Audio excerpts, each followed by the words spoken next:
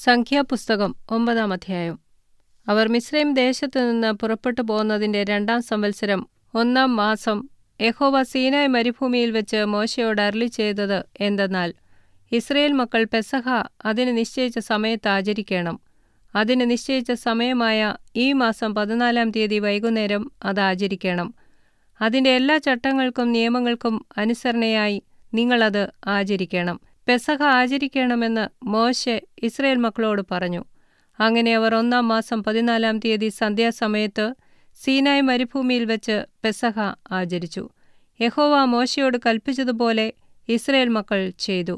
എന്നാൽ ഒരു മനുഷ്യന്റെ ശവത്താൽ അശുദ്ധരായി തീർന്നിട്ട് ആ നാളിൽ പെസഹ ആചരിപ്പാൻ കഴിയാത്ത ചിലർ ഉണ്ടായിരുന്നു.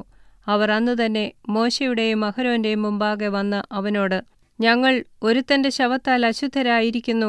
നിശ്ചയിക്കപ്പെട്ട സമയത്ത് ഇസ്രായേൽ മക്കളുടെ ഇടയിൽ യഹോവയുടെ വഴിപാട് കഴിക്കാതിരിപ്പാൻ ഞങ്ങളെ മുടക്കുന്നതെന്ത് എന്ന് ചോദിച്ചു. മോശെ അവരോട്, നിൽപ്പീൻ, യഹോവ നിങ്ങളെക്കുറിച്ച് കൽപ്പിക്കുന്നത് എന്ത് എന്ന് ഞാൻ കേൾക്കട്ടെ എന്ന് പറഞ്ഞു.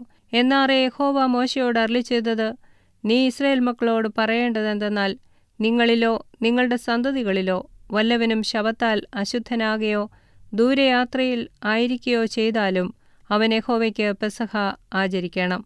2-ാം മാസം 14-ാം തീയതി സന്ധ്യാസമയത്ത് അവർ അത് ആചരിച്ച് പുളിപ്പില്ലാത്ത അപ്പത്തോടും കയ്പുചീരയോടും കൂടെ അത് ഭക്ഷിക്കണം. രാവിലത്തേക്ക് അതിലൊന്നും ശേഷിപ്പിച്ചു വെക്കരുത്. അതിന്റെ അസ്ഥിയൊന്നും ഒടിക്കുകയുമരുത്. പെസഹയുടെ ചട്ടപ്രകാരമൊക്കെയും അവർ അത് ആചരിക്കണം. എന്നാൽ ശുദ്ധിയുള്ളവനും പ്രയാണത്തിൽ അല്ലാത്തവനുമായ ഒരുത്തൻ പെസഹ ആചരിക്കാതെ വീഴ്ച വരുത്തിയാൽ അവനെ അവന്റെ ജനത്തിൽ നിന്ന് ഛേദിച്ചു കളയണം. നിശ്ചയിച്ച സമയത്ത് യഹോവയുടെ വഴിപാട് കഴിക്കായ്ക കൊണ്ട് അവൻ തന്റെ പാപം വഹിക്കണം. നിങ്ങളുടെ ഇടയിൽ വന്നു പാർക്കുന്ന ഒരു പരദേശിക്ക് യഹോവയുടെ പെസഹ ആചരിക്കണമെങ്കിൽ പെസഹയുടെ ചട്ടത്തിനും നിയമത്തിനും അനുസരണയായി അവൻ ആചരിക്കണം. പരദേശിക്കാകട്ടെ സ്വദേശിക്കാകട്ടെ നിങ്ങൾക്ക് ഒരു ചട്ടം തന്നെ ആയിരിക്കണം. തിരുനിവാസം നിവർത്തി നിർത്തിയ നാളിൽ മേഘം സാക്ഷ്യകൂടാരമെന്ന തിരുനിവാസത്തെ മൂടി.